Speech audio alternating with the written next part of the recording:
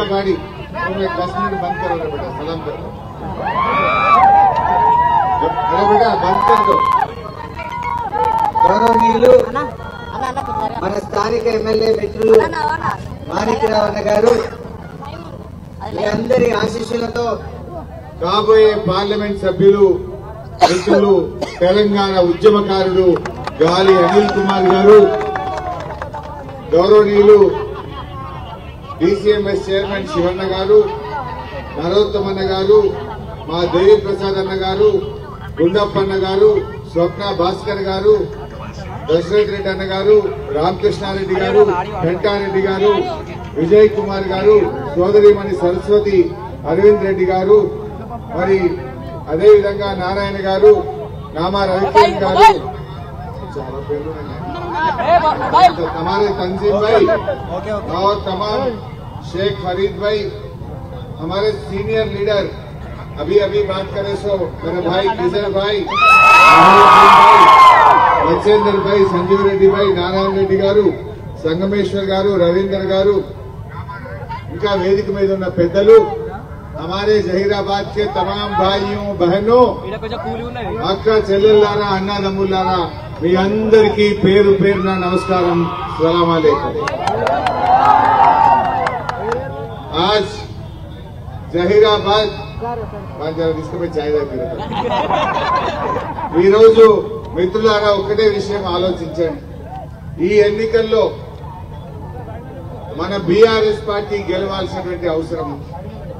మొన్న అసెంబ్లీ ఎన్నికల్లో కాంగ్రెస్ 6 గ్యారంటీల గ్యారెంటీ చూపించి మన అధికారంలోకి వచ్చిన కాంగ్రెస్ ఏం చేసిందో మనందరికీ తెలుసు। మొన్న రాహుల్ గాంధీ వచ్చిండు, ఇక్కడ మా అక్క చెల్లెలు కనబడతా ఉన్నారు, రాహుల్ గాంధీ వచ్చి ఏమంటుండు, అక్క చెల్లెళ్లకు నెలకు 2500 రూపాయలు కాంగ్రెస్ పార్టీ ఇచ్చింది అంటుండు। వచ్చిన ఐదు చెల్లె ఎవరికన్నా 2500 ఏ అక్క కన్నా చెల్లె కన్నా వచ్చినాయా అని అడుగుతున్నా। మరి రాహుల్ గాంధీ వచ్చి అక్క చెల్లెలకు 2500 ఇచ్చిన అంటుండు। నేను మా జహీరాబాద్ అక్క చెల్లెలకు మనవి చేస్తున్నా, ఎవరికైతే 2500 వచ్చినాయో మీరంతా కాంగ్రెస్ పార్టీ కోటేయండి, రానోళ్ళంతా గాలి అనిల్ కుమార్ గారి కోటేయండి। ఇవాళ 6 గ్యారంటీలు అమలైనవి అంటాడు, రేవంత్ రెడ్డి 5 అమలైనవి అంటాడు, అయినా 5 గ్యారంటీలు ఏం చెప్పిండ్రు, మహిళలకు 2500 మహాలక్ష్మి అన్నారు, మహామోసం। రెండవ గ్యారంటీ అవ్వ తాతలకు 2000 ఉన్న పెన్షన్ 4000 చేస్తామన్నారు, అయిందా? 4000 వచ్చిందా? మరి 4000 వచ్చిన వాళ్ళు కాంగ్రెస్ కి అయింది, 2000 వచ్చిన వాళ్ళంతా గాలి అనిల్ కుమార్ గారికి ఓటైంది। ఇవాళ ఒక్కొక్క అవ్వ తాతకు, बुजुर्गों को, बेवा लोगों को आज कांग्रेस की हुकूमत ने 10,000 बाकी है। क्यों बोले तो 5 महीने हो गया, 5 महीने इंटू 2000 कितना हो गया? ఎవడన్నా కాంగ్రెస్ వచ్చి అవ్వ తాత ఓటు అడిగితే బిడ్డ 10,000 బాకీ పడ్డవాడు వ్యక్తి ఇంకా ఓటు అడగమని చెప్పాలి కాంగ్రెస్। అవునా కాదా? అది ఏమన్నాడు, రాగానే డిసెంబర్ లో 4000 పింఛన్ ఇస్తాడు, दिसंबर जाके मई महीने आ गया, 5 महीना गुजर गया, बेटा 10,000 वहां रखो, बाद में ही कांग्रेस पार्टी वाले वोट पूछना। तुम्हारा तो जब तक ये 10,000 नहीं देगा तब तक वोट पूछने का हक एक कांग्रेस वाले को नहीं है। तीसरी मुद्दा क्या बोले ये लोग, మూడోది ఏమన్నారు, రైతులకు 15,000 రైతు బంధు, వడ్లకు మక్కలకు బోనస్, కౌలు రైతులకు 15,000 వచ్చిన ఎవరికన్నా? कोई आदमी को, किसी आदमी को खेती के 1 एकड़ को 15,000 मिला क्या? नहीं मिला। जो लोग 15,000 मिले वो लोग कांग्रेस को वोट डाल सकते हैं, जिनको 15,000 नहीं मिला वो लोग कार के निशान पे वोट देना बोल के मैं पूछना चाहता हूं।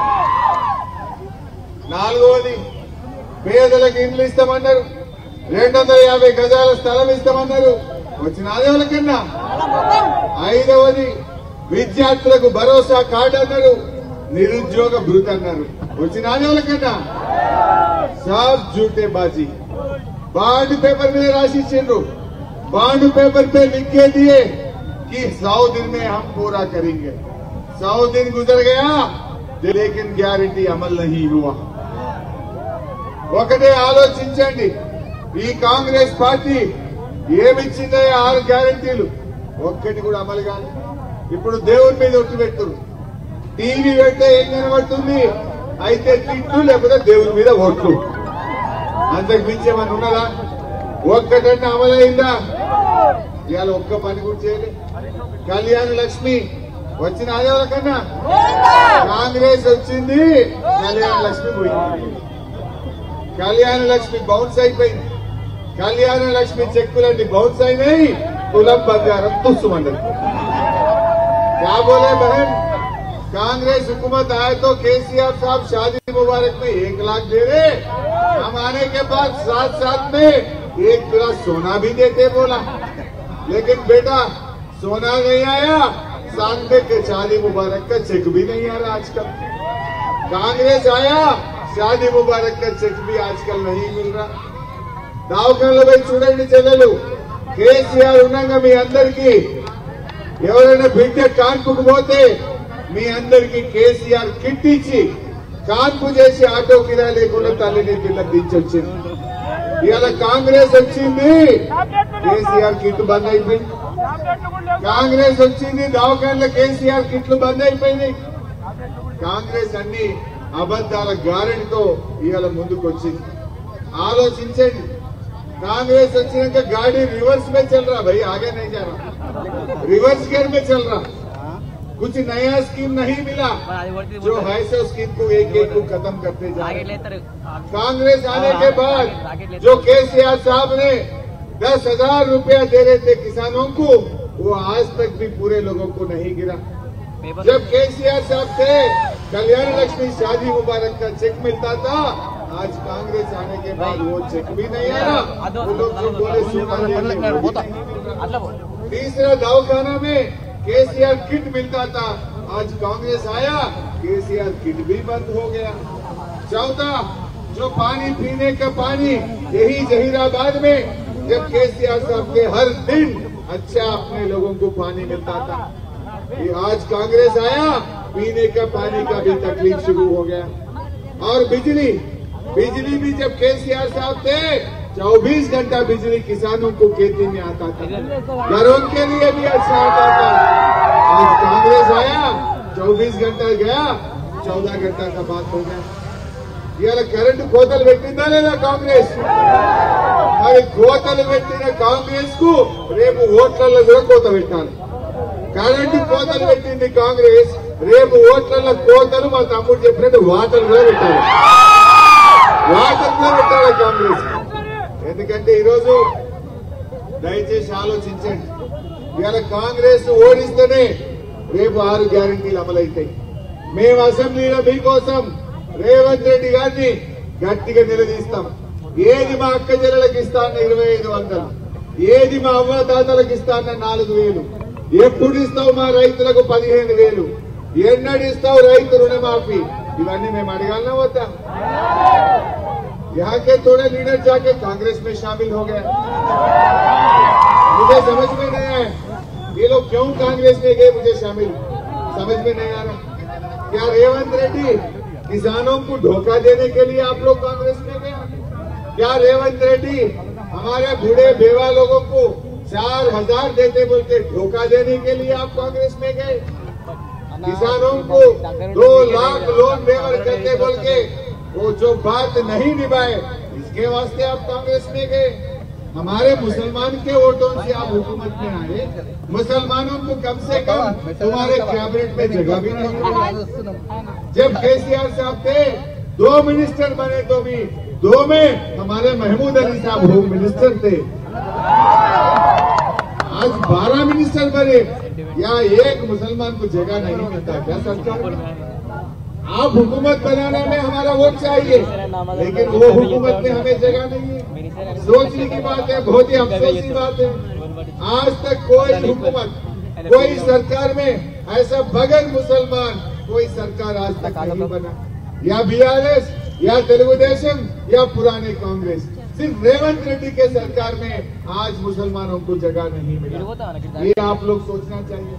अपने कुछ जगह पर जगह नहीं है, वो सरकार को क्यों आप लोग वोट देना चाहिए? केसीआर साहब ने एक सेक्युलर लीडर है।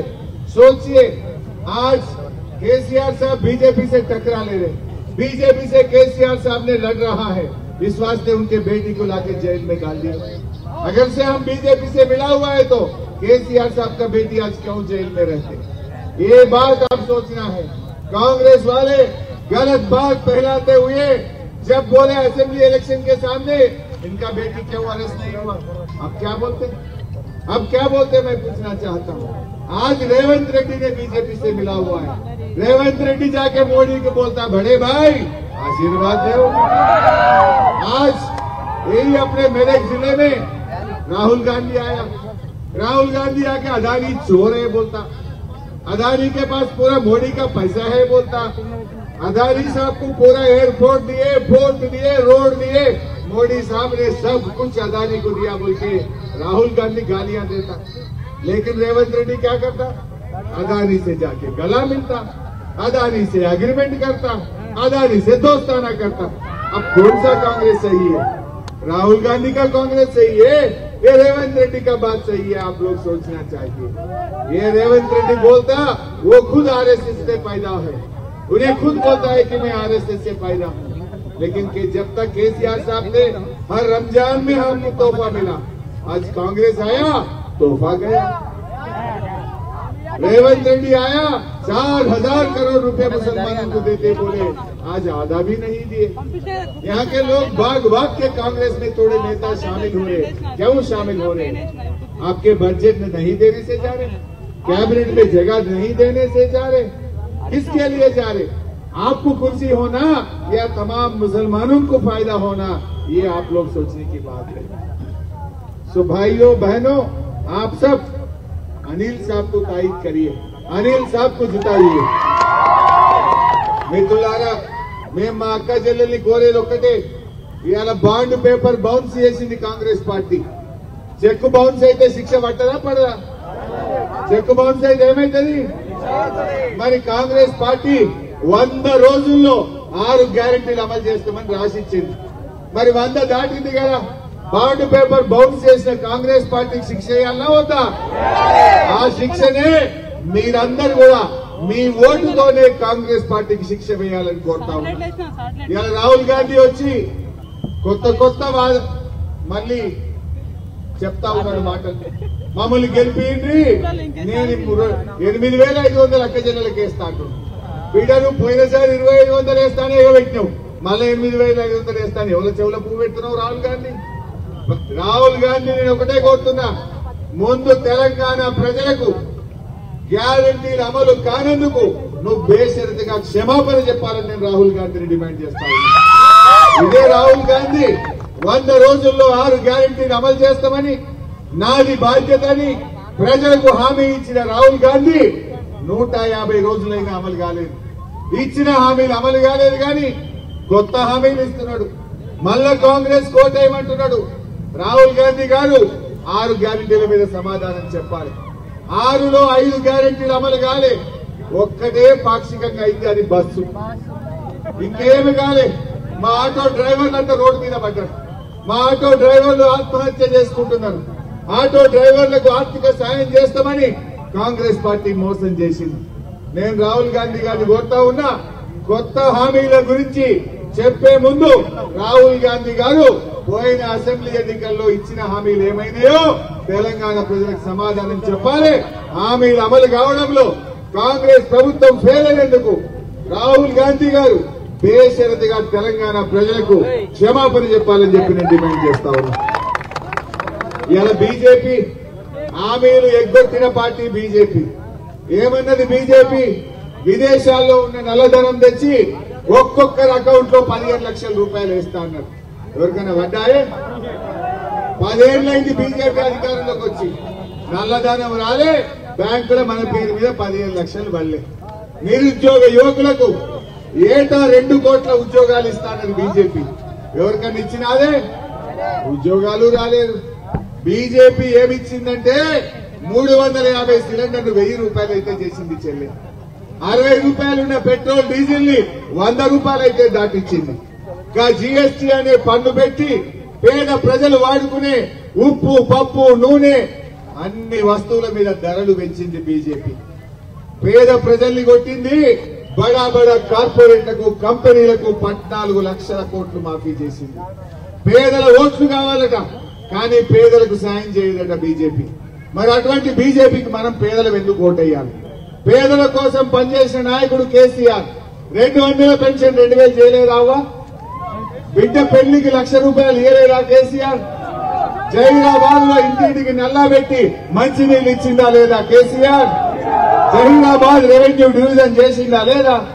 రైతు బంధు వచ్చిందా లేదా? రైతు బీమా వచ్చిందా లేదా? దవాఖాన పోతే కేసీఆర్ కిట్ వచ్చిందా లేదా? ఈ జహీరాబాద్ లో బ్రహ్మాండమైన 4 లైన్ రోడ్ వేసిందా లేదా? ఈ బటర్ఫ్లై లైట్ వేసింది ఎవరు? ఈ జహీరాబాద్ కు మాతా శిశు సంక్షేమ ఆసుపత్రి మంజూరు చేసింది ఎవరు? ఇన్ని పనులు చేసింది కేసీఆర్. మరి కాంగ్రెస్ ये झूठेबाज बट्टेबाज कांग्रेस ने आज धोखा दिया है. ये जो धोखा दिया, एक कांग्रेस को पार्लियामेंट इलेक्शन में आप तमाम लोग सबर से करना चाहिए. దయచేసి ఆలోచించండి, ప్రశ్నించే గొంతును గెలిపియండి. మాణిక్రావు అన్నకు తోడుగా మీరు మా గాలి అనిల్ కుమార్ గారిని గెలిపించండి, మీకు సేవ చేస్తాం. అనిల్ ఉద్యమకారుడు, పేదల పక్షపాతి అనిల్ గారిని గెలిపించండి. बीबी पाटिल गारू शादी का ना मैं 1 करोड़ दिया. जी जी, मैं एक ही बात बोल के मैं बंद खत्म करता हूं.